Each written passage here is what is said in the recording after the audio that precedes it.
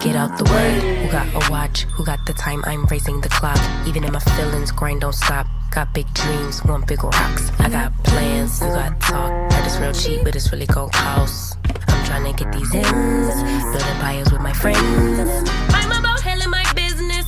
TeaV. Everything I say in this video is alleged. It is in my opinion, and it is for entertainment purposes only. Hello, YouTube family. It's DeMarie TeaV.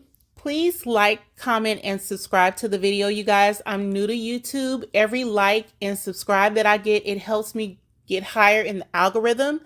And I always forget to ask you guys in the front of the video, and I wait till the end and I miss it.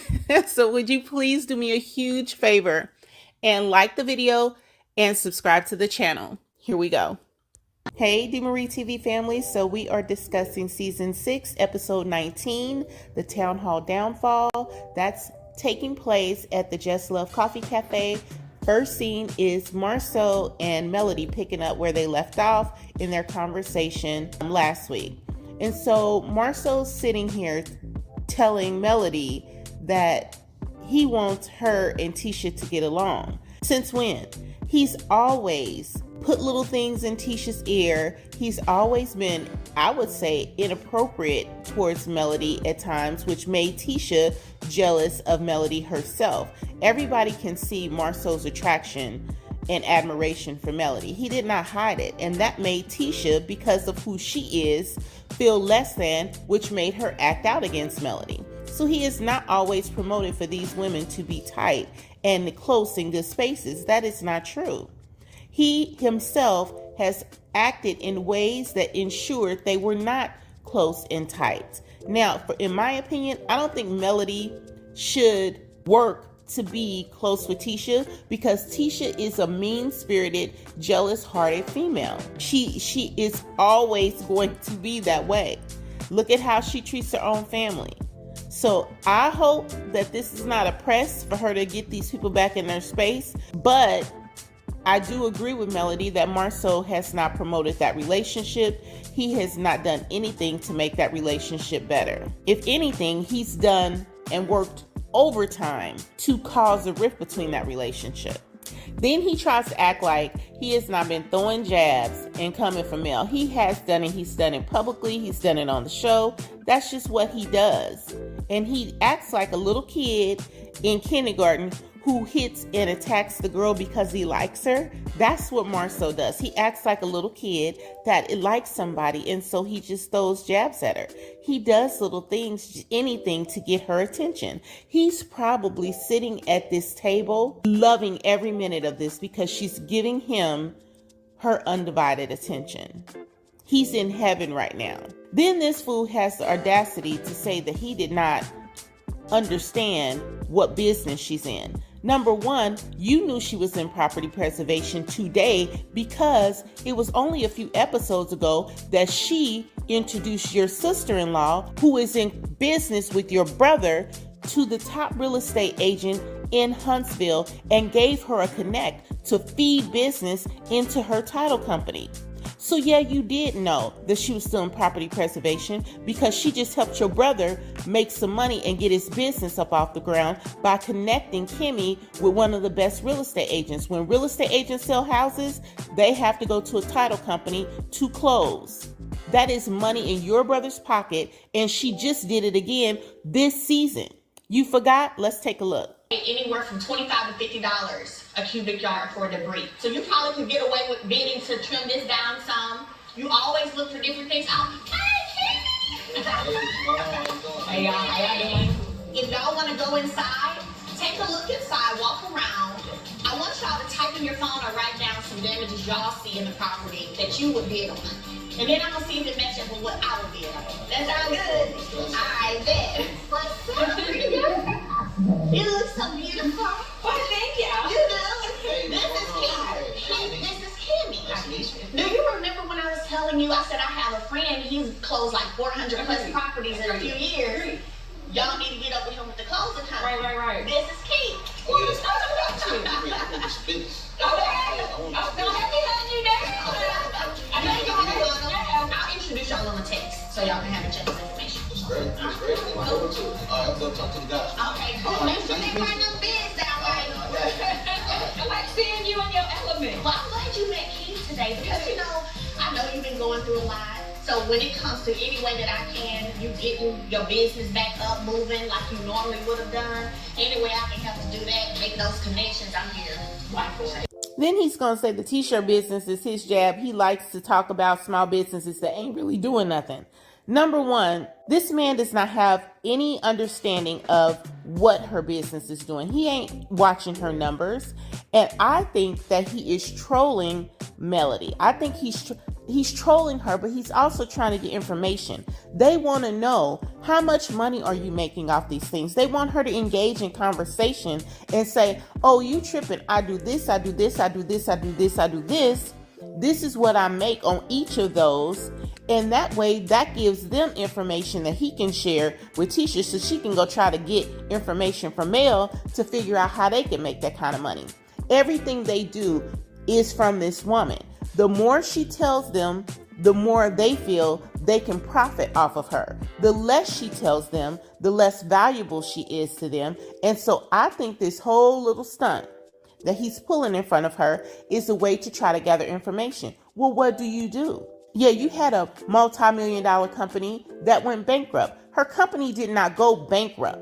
When you divorce, you dissolve marital properties, you dissolve marital businesses if you choose to do so, and that is what happened. And like she said, that's different from filing bankruptcy because your money ain't right. When she said that, he shut up because she knows his business. And the multi-million-dollar company that she was talking about was not Houghton Hope. And he knows that. He's trying to get information from her.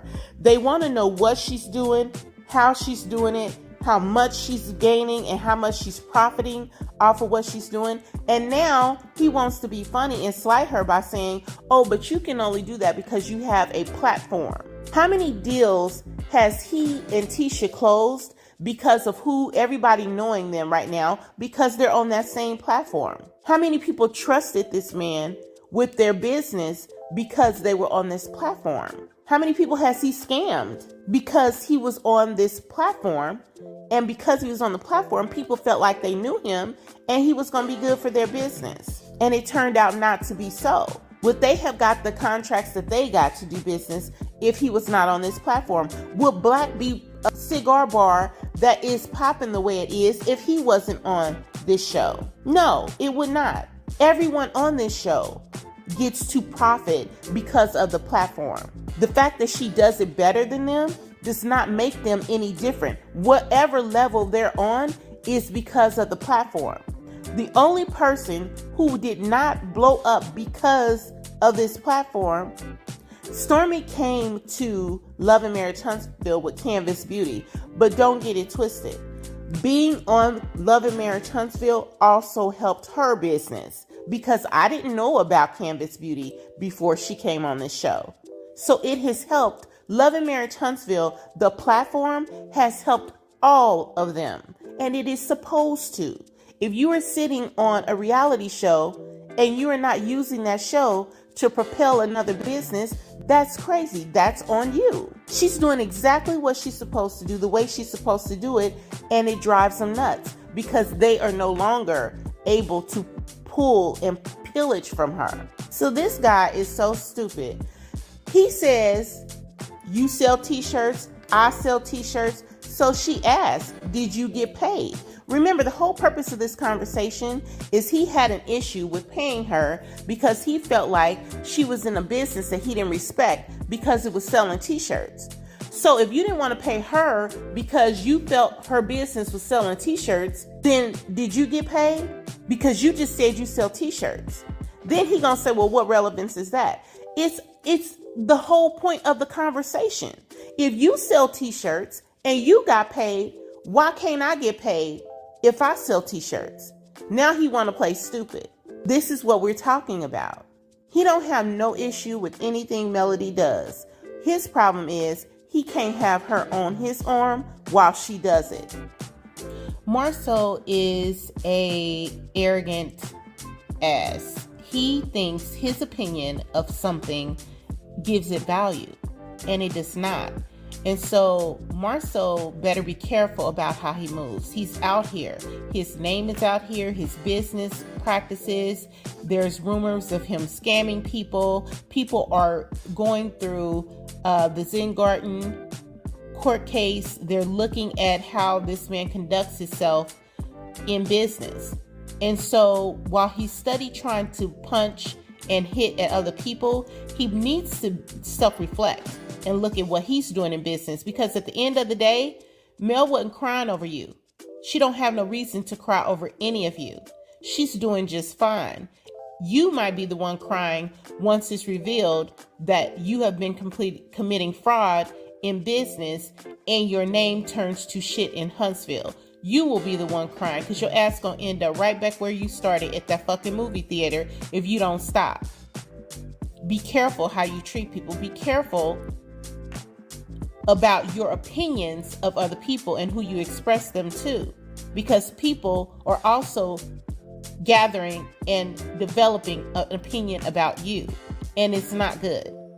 Now, as the conversation winds down, he tells her, just because I have an opinion does not mean I'm taking a jab. And then you see that little Scorpio come out. You see it come out. I hope he peeped the warning, because I'm sure a lot of us caught it. Just because I have an opinion does not mean I'm taking jabs. Melody has a way of warning you when she's gonna come back and sting your ass. She's gonna sting the hell out of Marsau, and that was his warning. Just because she has an opinion, it does not mean she's taking jabs. Now, I can't wait to see when he's gonna have to recall this information. Okay? I can't wait to see it. The same thing she told Martell. You cannot start a fight and not think you're gonna have to finish the war. People on this show are riddled with jealousy, and that is their problem.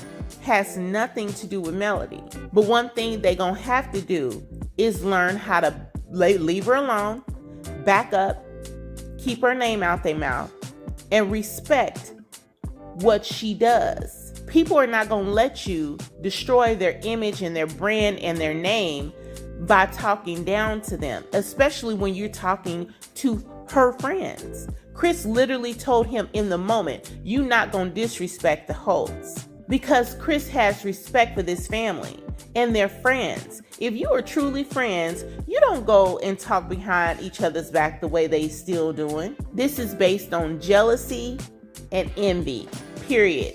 He is full of it, and his wife is full of it. So the way this conversation ends is just that. They agree. So after that, he decides that he wants to ask the person he did not want to speak to come to their meeting to discuss feedback. If you didn't value her, you don't value anything that she's doing, why are you asking her for feedback at an expo she wasn't even a part of? So he's so full of crap. He's full of shit, period. Point blank.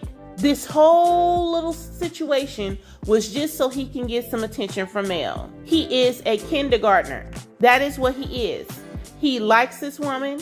He is attracted to this woman. And he's going to get any kind of attention from her that he can, because he wants these type of moments. He wants time where him and Melody can spend communicating without Tisha there or anybody else. He wants a moment. This whole thing makes no sense, because clearly you value her business expertise, because you're asking her for feedback for an expo she did not even participate in. Crazy, but that's Marsau. Now, the next scene is Tiffany, Lou, and Ace, and they're at the park having a picnic. And essentially, this whole scene is about Tiffany just kind of venting about where she is in life, how she's feeling. And I think it's healthy for her to do that. I think it's good for her and Lou to get out and spend some time, and she can have a way of expressing how she's feeling. These things are real.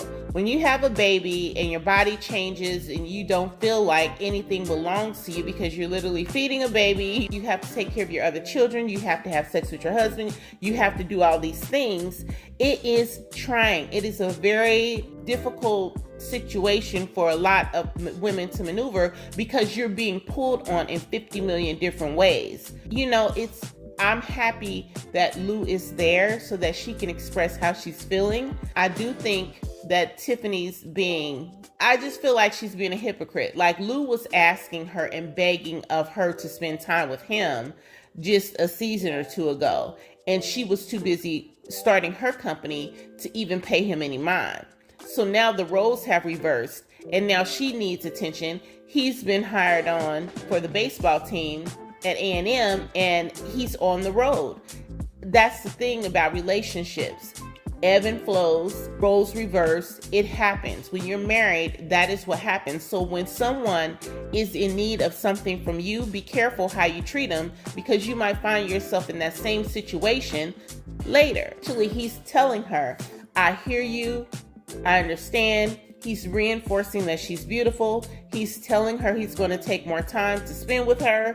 And I think this was a good scene as far as kind of looking at how married couples can support each other in each other's time of need. I don't think that Lou necessarily wanted to be in this space at this point in time in his life. He's older. He probably wanted to get his other kids graduated into college and just have time with his wife. Tiffany wanted a baby. That's the path that she wanted to take. So unfortunately, the likelihood is going to be most of the rearing and raising of Ace is probably going to fall on her, because he did not want to do that. So let's not pretend his job is not really convenient at this moment, because he does not have to sit there and deal with an infant. He can be on the road and she can have the baby she wanted. They're still married. All is well in his mind. He's figured out a way to get through this situation without having to actually be there and hear a baby scream all day.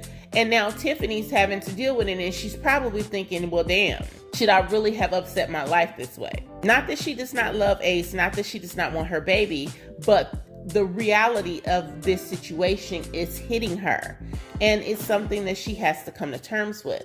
I think it was a good scene. It was really an opportunity for us to kind of look at what happens when people are in two different spaces in a relationship.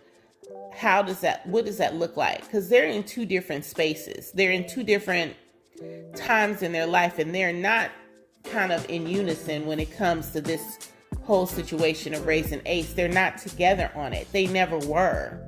And so it'll be interesting to see if they survive this and if they'll make it. What I absolutely loved about this conversation between Tiffany and Lou is she got to express how she feels. He got to tell her how he feels. She told him what her needs are. He acknowledged that he heard her.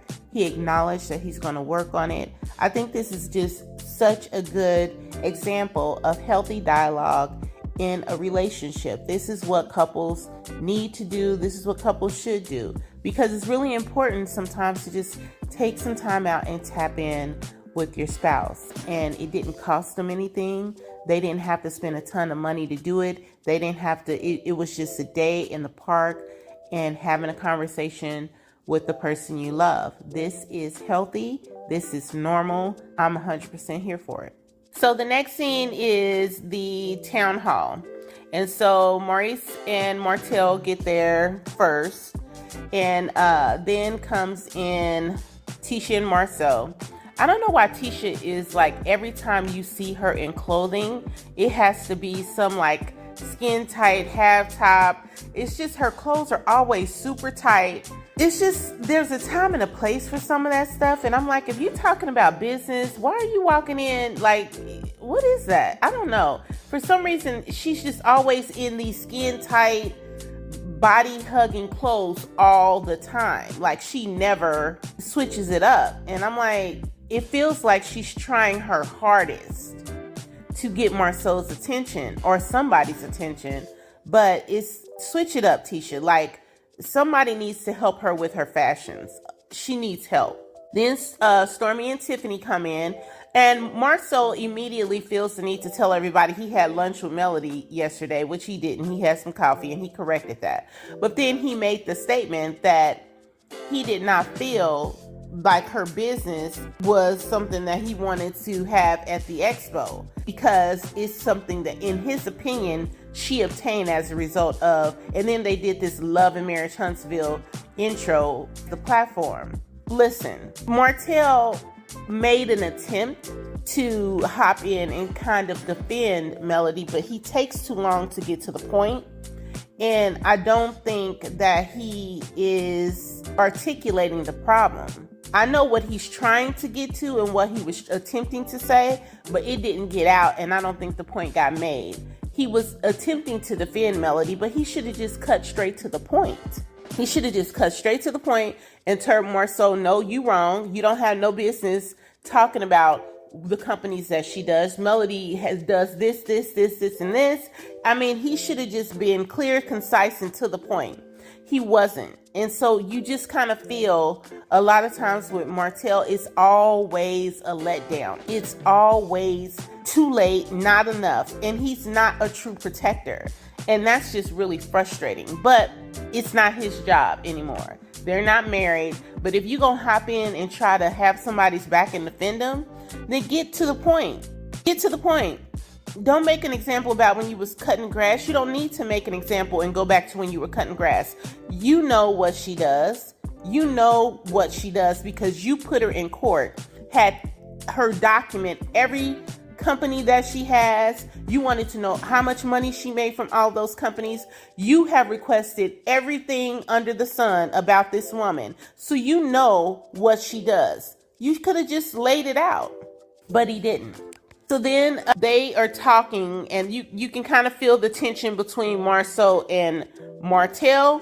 And then when Stormy comes in, again, she doesn't speak. So Stormy's whole claim to fame this season is not speaking to people. Like, that has not ever been done before. Like, I cannot. Why? Why are Stormy and Courtney on this show? I don't get what they bring to the show at all. She comes in her white suit. She's there to make jabs. She is there to ignore people, and then she walks away. I don't get much of anything from Stormy. Kimmy comes in, and she's late to her own event, which is crazy to me. And then she comes in, she can feel the tension, and then Melody walks in, and Melody can feel the tension. But the funny thing about Mel is Mel comes in, she says hello to everyone. She immediately gets to the point of why she's there. Y'all wanted me here for feedback? Then hey, let's kick it off. This is what I thought. This is what I think you can do better. She literally is demonstrating in the moment that she is 100% a businesswoman, more so than anybody else in that room, because they don't even know how to get in a meeting and get to business. She had to kick it off, and it's Kimmy's meeting. It's Kimmy's meeting, but Mel had to kick off the feedback. From the moment Melody walked in, Tisha's head is in her phone. When Melody is acknowledging to the group that Marsau did apologize, both he and Tisha's head is down. They're not looking up, they're not looking at her. That tells me that they have issues with her, but there's no reason for Tisha and Marsau to have an issue with Melody. Tisha is just flat out jealous, period. Her attitude becomes hostile when Melody walks in the room, the way she's looking, the way she's holding her head, the way she's glancing. Girl, whatever your issue is, that's your problem. You need to go get your head fixed, because you sitting around here having a problem and being intimidated by any woman who you delve to be better than you, because you're making that decision in your own head. That's your problem. That is your problem. She is such a jealous, bitter ass chick, and it's all over her. And the reason that she feels less than all the time is because the man she's sitting next to, that ain't got nothing to do with Melody. It's how your husband treats you. That's your problem. So Melody gives her feedback about having smaller sessions, breakout sessions, but Melody parsed her feedback appropriately. She started out with positive feedback about the event. She says she gave kudos. She thought it was a great first run. Then she gives her feedback. That is the constructive criticism. And in the end, she wraps it up. Stormy comes in with I thought it should have been motivational speakers. When you're coming to give somebody constructive feedback, they want to know the good things, the things that they can improve upon, and what you guys plan to do next year to make it better. It's not a gripe session. It's feedback. So I think the difference in Melody is an educator, so she understands the importance of wrapping your feedback. You give a positive, you give your constructive criticism that may or may not include negatives. It may or may not, and then you wrap it up and give them your closing, your conclusion.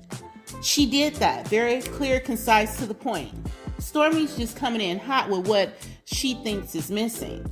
And I think that is what Marsau and Tisha did not want to do. They didn't want to come into a meeting and just have people throw at them what they didn't do right. I can understand their position of not wanting to deal with that. I do not understand Tisha's position of being quiet, not really engaging, defensive, not smiling, head down and phone. I don't understand her disposition, because if you really feel that way, you didn't have to show up. Period. You didn't have to go. So I think overall, by the time the Scotts get through with all their lawsuits and stuff next year, I don't know if there will be another expo that they're going to be hosting, because I believe their business and brand is going to take a hit because of these lawsuits. I think that a lot of stuff is going to come out about, not only them, but Canvas Beauty, because there's been so much in the courts. So we'll see how encouraged people are to even participate into this next year. Also, if you're talking to the people who helped and participated this year and you're being disrespectful to them, they may not be engaged to participate next year. So if people start seeing less and less and less of the Love Marriage Huntsville cast participating in your expo, they're going to wonder, well, why ain't everybody else coming? Why they didn't come this time? Because it's going to be clear that they're not participating because they don't believe in it. And so why should the public? So Tisha and Marsau need to be very careful. You're walking a very fine line. So the people in the room that you're saying, oh, we don't need help, we don't need feedback from, we don't need y'all to do this and that, are the same people next year you're going to ask, hey, y'all want to be in the expo? And if they're not in the expo, the community's going to say, well, Stormy was there last year, why isn't she there this year? Melody didn't sit on the panel with them last year and she ain't there again this year. Why does she not want to associate with them? So they should be careful how they treat people. The more this cast pulls away and decide they're not going to put up with the expo or deal with the expo or engage or participate with the expo because of Marsau and how off-putting he is, and then because of how Tisha is and how off-putting she is, then the less the community is going to want to participate in the expo. The value proposition is that they get feedback from the Love and Marriage Huntsville cast. Once that value diminishes, so does the value of the expo. So I feel like in this room, Letitia and Marsau are missing the give and take of this. Yeah, you hosted it. You controlled it, but do not be dismissive of the people in this room, because that is the value of your expo. You're looking at what makes your expo valuable to other people. Everybody's not coming there to hear about Tisha and Marsau and just specifically them and what they do in business. They're not. And when you held your panel, with the exception of Tiffany and Melody, this was your panel. So just be careful how you treat people, because these are the same people that you will likely need next time. If it was me, I would not participate. I would not touch it. I would stay away just like Melody did, and I think Melody should continue to stay away. Stormy, she's pretty much saying in this moment that she's not going to participate. So now you're down to Martell, who froze, Kimmy and Maurice, and Tisha and Marsau, who are literally being sued for fraud. I don't know. It's not a good look, but good luck with that. I find it ironic that Kimmy's the person who kind of set up this constructive feedback meeting in the town hall forum, but Kimmy says the least. I think that's odd. Giving constructive feedback can be a very positive thing, but it has to be established and done in a particular way. You have to first establish trust, which I don't think is in this room. I don't think there's any trust in this room. None of these people pretty much trust each other, in my opinion, except for probably Maurice and Marsau. Maurice never said a word, and when they got to talking about the constructive criticism, you heard least from Martell, Maurice, and Kimmy, but Kimmy set this up. Also, it has to be a balance. It has to be positive feedback and negative feedback. You can't just come in there firing off shots about what you didn't like You're supposed to observe the person that you're giving the feedback to, and the person who's receiving the feedback should be making eye contact with the people who are giving it. You know, you have to be specific. It's not something that should be open to interpretation. It should be a face-to-face, but you should also make contact. Tisha and Marsau are not even looking up when people are talking to them, and if Marsau is saying something, he and Tisha are just being defensive. It's not supposed to be personal, okay? So all these little shots that he's firing over there, Marsau's firing over to Courtney and Stormy, that's not appropriate. It's not okay. It's not about personal attacks. You're just talking about what can make the expo better for next time. That's the whole purpose of this should be what can make the expo better next time. And it's not supposed to be something that drags on for a long time. Melody came in, she did exactly what she was supposed to do. She gave her positive feedback, she gave her constructive feedback, she wrapped it up, told them exactly what she was thinking, how it could improve for next year if they implemented her feedback. That is exactly how this is done. Clear, concise, to the point. It's not supposed to be drug on for a long time, and it is not something that the person who is receiving the feedback should be defensive about. Not at all. So the fact that Tisha is being defensive is inappropriate, and Tisha should know this. She has a master's degree. She has an undergraduate and a master's degree. I don't understand how she does not get this. This is very odd that she's reacting this way as an educated woman. Most people who are educated, listen, we've been getting feedback for at least 18 to 20 plus years. And she can't sit in this room and have an open, constructive conversation about how to improve a Black Expo. She does not carry herself as somebody who is master's prepared and educated. This is not a difficult thing, and this is definitely not something that she should be on the offense about. It's just feedback on how to make the expo better next year. You should be putting value in the fact that these people even care to come back and give you that. But you don't see that displayed by her and Marsau at all. It's like they don't want to be there. They don't want to hear anything. And in my opinion, the people who are there, once identifying that that is their position, I wouldn't volunteer my time and my energy to the expo next year. Not at all. Let them make it.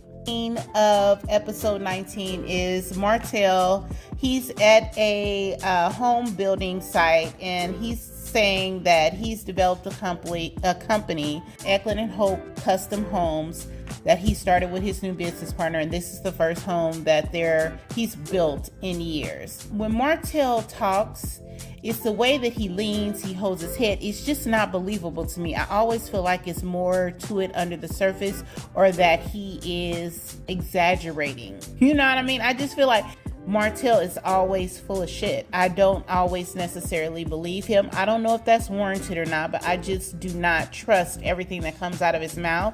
You know, hopefully if he's, doing well or building homes, that's fine. But when you gonna get up out this house? Because Chris asked you to move a couple of weeks ago and you still up in the house. Like, it's crazy to me that this man is literally squatting in people's house and putting it on air as a part of the show. You are supposed to be gone, sir. They kicked you out. Leave these people's house so they can sell it. How are you in home building and real estate while you're squatting in somebody else's house? That's just odd. It's just a whole odd combination. But whatever. So Chris pulls up onto the home building site and he's talking to Martell about when is he going to get out the house. But then he also brings up the fact of what Marsau said about Melody's business, and he also tells him what he said about the hosts at dinner when they were out at dinner. I hate when they call them the hosts because they're no longer married. It's Martell Holt, Melody Cherie Rogers. They're divorced. But he was telling Martell what Marsau said at dinner, and Martell was upset because he feels like he and Melody helped them get on. Yeah, you did help them get on, but I don't understand why Martell is consistently surprised when these people do not act in a friendly manner towards them. They are users. They use you and your spouse to get something, and they're not appreciative of it. And they're still angry at you because you cost them, in their minds, the 47 acres. So it's always going to be this tension between Martell Holt, Marsau and Tisha, Maurice and Kimmy, and Melody, because in the Scott's minds, the Holts and their marital issues, which was really Martell's shit, cost them $1 million deal. And it really did. And that can be hurtful because that deal could have changed all of their lives and made them filthy rich. But that was not what God's plan was, because most of that would have fell on Melody, and Martell and Marsau and Maurice were aware that this man, Martell, was not being faithful in his marriage. So that was not what was in store for her. If they want to get that, they're going to have to go out and get it on their own. So, you know, if Martell's doing well with his new custom home building company, great. But in the meantime, I'm going to need you to pack your bags and get up out these people's house, because they're trying to sell their homes and you are a tenant from hell. All right, you guys, this concludes my review of Love Marriage Huntsville, episode 19, Town Hall Downfall. What do y'all think? Am I wrong to be skeptical of Martell and his new business ventures? What do you think about Tisha and Marsau and their behavior towards Melody and everybody who participated in the expo? And what do y'all think is going on with Kimmy and Nell and Tisha and Nell? Do you feel like they're going to receive Nell and be open to her, or do you feel like it's going to be some shade thrown Nell's way? Because I'm already starting to see the shade. Drop me some comments, like the video, please subscribe to the channel, and I will talk to you guys soon. Get out the way. Who got a watch? Who got the time? I'm raising the clock. Even in my feelings.